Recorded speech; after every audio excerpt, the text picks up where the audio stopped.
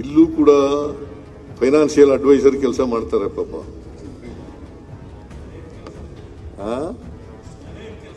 ಅದಕ್ಕೆ ಅದೇ ಮಾಡಿರೋದು, ಫೈನಾನ್ಷಿಯಲ್ ಅಡ್ವೈಸರೇ ಅವರು.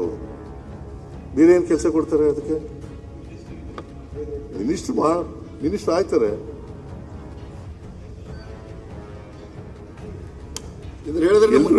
ಮಿನಿಸ್ಟರ್ ಆಗ್ತಾರೆ ಅಂತ ಹೇಳಿದ್ರೆ ಮತ್ತೆ ಇವರೆಲ್ಲ ಮಿನಿಸ್ಟರ್ ಆಗ್ತಕ್ಕಂಥ ಯೋಗ್ಯತೆ ಇರೋವ್ರೆ. ಯೋಗ ಒಂದು ಬರಬೇಕು. ಎಲ್ಲ ನಾವು ಮಿನಿಸ್ಟರ್ಗಳಾಗಿದ್ದೀವಿ, ಚೀಫ್ ಮಿನಿಸ್ಟರ್ ಆಗಿದ್ದೀನಿ ಹಾಗಂತೇಳಿ ಬೇರೆಯವರೆಲ್ಲ ಮಿನಿಸ್ಟರ್ ಆಗಬಾರ್ದು, ಅರ್ಹತೆ ಇಲ್ಲ ಅಂತಲ್ಲ, ಎಲ್ಲರಿಗೂ ಅರ್ಹತೆ ಇದೆ. ಕೆಲವು ನಿಯಮಗಳನ್ನು ಹಾಕೊಂಡಿರ್ತೀವಿ.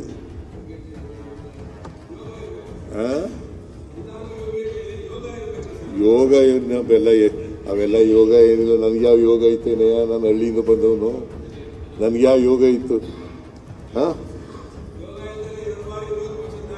ಮುಖ್ಯಮಂತ್ರಿ 2 ಬಾರಿ ಮುಖ್ಯಮಂತ್ರಿ ಆಗ್ತೀರಾ ಸರ್? ಯಾಕೆ 224 ಜನದಲ್ಲಿ ಯೋಗದಲ್ಲಿ ನಂಬಿಕೆ ಇಲ್ಲ ನನಗೆ.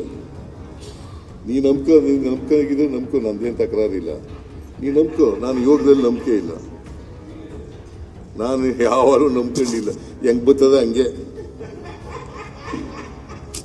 ಅಮ್ಮ ನಿನ್ಗೇನಾಗಿದೆ? ಅದು ಬೇಕಲ್ಲ ಇರಲಿ, ಆ ಖುಷಿಯ ಹೆಂಗ್ ಬರ್ತದೆ ಹಂಗೆ. ನನ್ನ ರಾಜಕೀಯ ಜೀವನನೇ ನೋಡಿ, ಒಂದ್ಸಾರಿ ಮಿಲ್ಕ್ ಹಾಕೋದು ಒಳ್ಳೇದು ಅಂತ ಅನಿಸುತ್ತೆ ನನಗೆ. ನಾನು 83ರಲ್ಲಿ ಜನತಾ ಪಾರ್ಟಿ ಮತ್ತೆ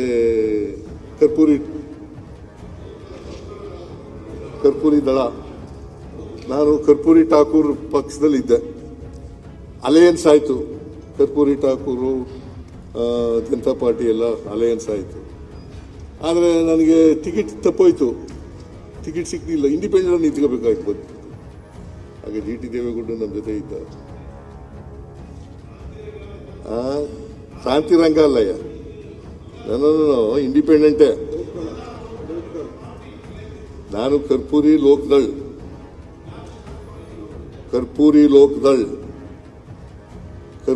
ಲೋಕದಳ್ ಪಾರ್ಟಿ ಅಲಯನ್ಸ್ನಲ್ಲಿ ಟಿಕೆಟ್ ಸಿಕ್ಕಲಿಲ್ಲ ನನಗೆ. ಜನತಾ ಪಾರ್ಟಿಯಿಂದ ಟಿಕೆಟ್ ಹಾಕಿದ್ದೀನಿ. ಕೃಷ್ಣ ಮಾದೇವೇಗೌಡ ಅಂತ ಇದ್ದ ಪಾಪ, ಕೃಷ್ಣ ಮಾದೇವೇಗೌಡ. ಅವನು ಏನ್ ಮಾಡ್ದ, ನಾನು ವಾಪಸ್ ತಗೊಳಕ್ಕೆ ಅಂತ ಹೋಯ್ತಾ ಇದ್ದೆ. ಜನತಾ ಪಾರ್ಟಿನಲ್ಲಿ ಟಿಕೆಟ್ ಸಿಗ್ಲಿಲ್ಲ, ವಾಪಸ್ ತಗೊಳ್ಳೋಣ ಅಂತ ಹೋದೆ. ಅವನೇನು ಮಾಡ್ಬಿಟ್ಟೆ, ಕಿಲಾಡಿ ಸ್ಕೂಟರ್ ಮೇಲೆ ಕುಡಿಸ್ಕೊಂಡು ಹೋಯ್ತಾ ಇದ್ದ. ಸ್ಕೂಟರ್ ಕೆಟ್ಟೋಗದೆ ಅಂತ ನಿಲ್ಲಿಸ್ಬಿಟ್ಟ.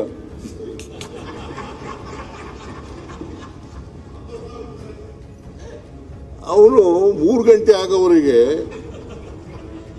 ಸ್ಕೂಟರ್ ಕೆಟ್ಟೋಗದೆ ಅಂತ ಮಾಡ್ತಾ ಇದ್ದ. 3 ಗಂಟೆ ಆದ್ಮೇಲೆ ಒತ್ತನೆ ಸ್ಟಾರ್ಟ್ ಆಗೋಯ್ತು ಅಂತ.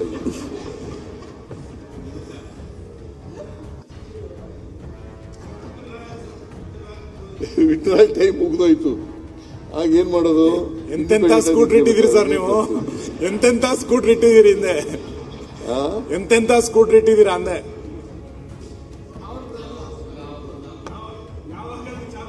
ಯಾವಾಗ ಬಂದಾಗಬೇಕು ಎಲ್ಲ ಕರೆಕ್ಟ್ ಗೊತ್ತಲ್ಲ ಆ ಸ್ಕೂಟರ್ಗೆ ಅಂತ.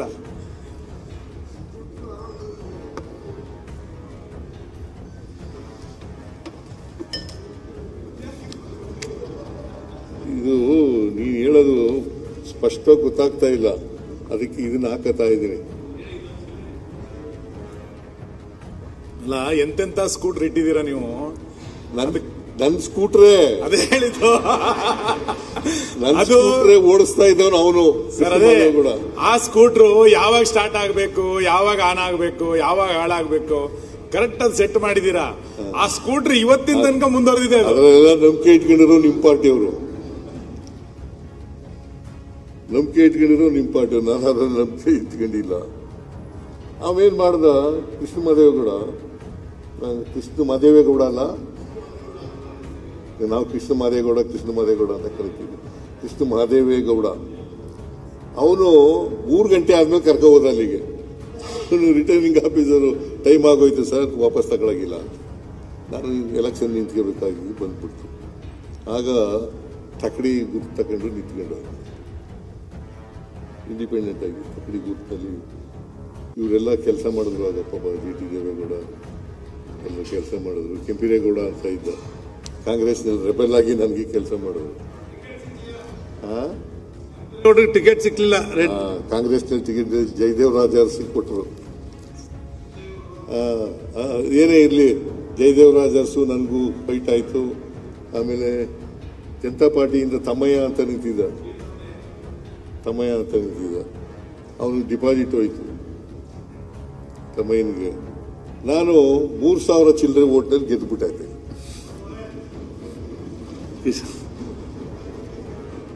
ಆಮೇಲೆ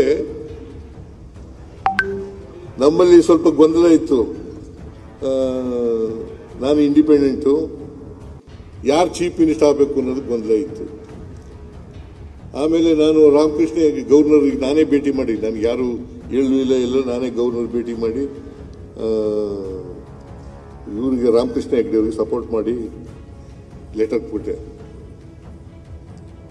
ಆಮೇಲೆ ರಾಮಕೃಷ್ಣ ಹೆಗ್ಡೆ ಅವರು ಮುಖ್ಯಮಂತ್ರಿ ಆಗ್ಬಿಟ್ರು. ನನಗೆ ಕಾವಲು ಸಮಿತಿ ಅಧ್ಯಕ್ಷನಾಗ್ತೀನಿ ಅಂತಲೂ ಗೊತ್ತಿರಲಿಲ್ಲ. ಅವರೇ ಕರೆದ್ರು, ರಾಮಕೃಷ್ಣ ಹೆಗ್ಡೆ ಅವರು ಒಂದಿನ ಕರೆದ್ಬಿಟ್ಟು ನೀನು ಕಾವಲು ಸಮಿತಿ ಅಧ್ಯಕ್ಷ, ನಾನು ಬೇಡ ಅಂದ್ರೂ ಬಿಡ್ಲಿಲ್ಲ ಕಾವಲು ಸಮಿತಿ ಅಧ್ಯಕ್ಷನ ಮಾಡೋದು. ನಜೀರ್ ಸಾಬ್ರು ಹೇಳಿದ್ರು. ನಜೀರ್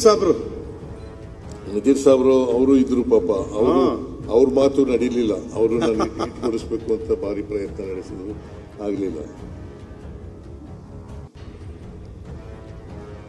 ಆಮೇಲೆ ಇದಾಯ್ತು ಬಿಡಿ. ಅದಾದ್ಮೇಲೆ ಕಾವಲು ಸಮಿತಿ ಅಧ್ಯಕ್ಷನಾದೆ. ಮತ್ತೆ 84ರಲ್ಲಿ ಆಗಸ್ಟ್ 17ನೇ ತಾರೀಕು ಮಂತ್ರಿ ಆದೆ, ಸೆರಿಕಲ್ಚರ್ ಮಿನಿಸ್ಟರ್ ಆದೆ. ಅಲ್ಲಿವರೆಗೂ ನಾನು ಪ್ರಯತ್ನನೇ ಮಾಡಿಲ್ಲ.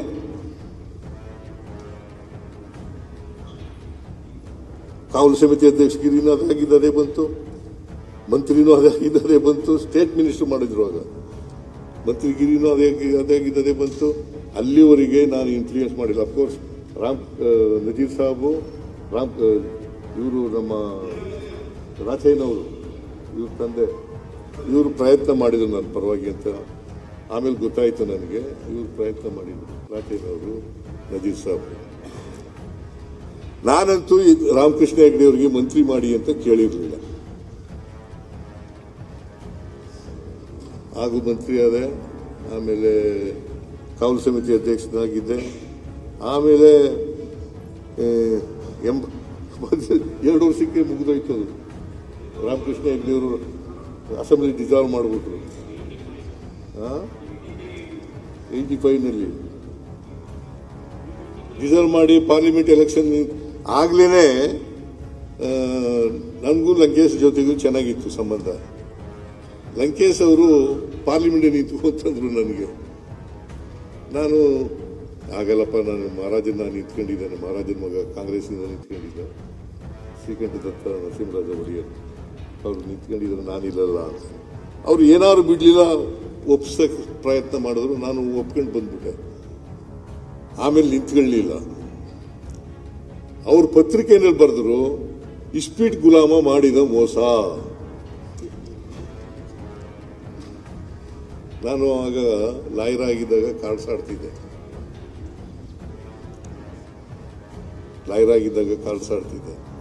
ಅದು ಲಂಕೇಶ್ಗೂ ಕೂಡ ಗೊತ್ತಿತ್ತು. ಲಂಕೇಶ್ ಹಂಗೈತೆ ಬರೆದ್ರು, ನಾನು ಪಾರ್ಲಿಮೆಂಟ್ ನಿಂತ್ಕೊಳ್ಳೋದ್ರಿಂದ ಅವ್ರ ಅಡ್ವೈಸ್ ಮೇಲೆ ನಿಂತ್ಕೊಳ್ಳಲಿಲ್ವಲ್ಲ, ಮಹಾರಾಜನ ಮೇಲೆ ನಿಂತ್ಕೊಳ್ಳೇಬೇಕು, ನೀನು ಕುರಿ ಕಾಯೋನು ನಿಂತ್ಕೊಳ್ಳೇಬೇಕು ಅಂತ ಬಲಾತ್ಕಾರ ಮಾಡಿ ನನಗೆ ಹೇಳಿದ್ರು. ನಿಂತ್ಕೊಳ್ಳಲಿಲ್ಲ. ಅದ್ರ ಮೇಲೆ ಅವ್ರ ವಾರ ಪತ್ರಿಕೆ, ಅದು ಲಂಕೇಶ್ ಪತ್ರಿಕೆಯಲ್ಲಿ ಬರೆದ್ರು. ಆಮೇಲೆ ಇನ್ನೂ ಒಂದು ಸಾರಿ ಬರೆದ್ರು. ನಾನು 94ರಲ್ಲಿ ಫೈನಾನ್ಸ್ ಮಿನಿಸ್ಟರ್ ಆದೆ. ಸಿದ್ದರಾಮಯ್ಯನಿಗೆ 100 ಕುರಿ ಲೆಕ್ಕ ಹಾಕಕ್ಕೆ ಬರಲ್ಲ, ಈ ರಾಜ್ಯದ ಹಣಕಾಸು ಲೆಕ್ಕ ಹೆಂಗ ಹಾಕ್ತಾನೆ ಅಂತ ಬರೆದ್ರು. ನೋಡಿ, ಅದು ಬರೆದದ್ರಿಂದ ನಾನು ಒಂದು ಸವಾಲಾಗಿ ಸ್ವೀಕಾರ ಮಾಡಿ 17 ಬಜೆಟ್ ಮಂಡಿಸಿದೆ. ಈಗ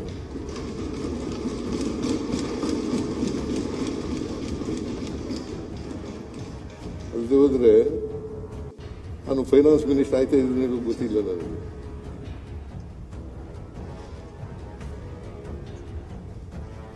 ಬರೆದದು. ಸೊ ಅದರಿಂದ ಮಾನ್ಯ ಆ,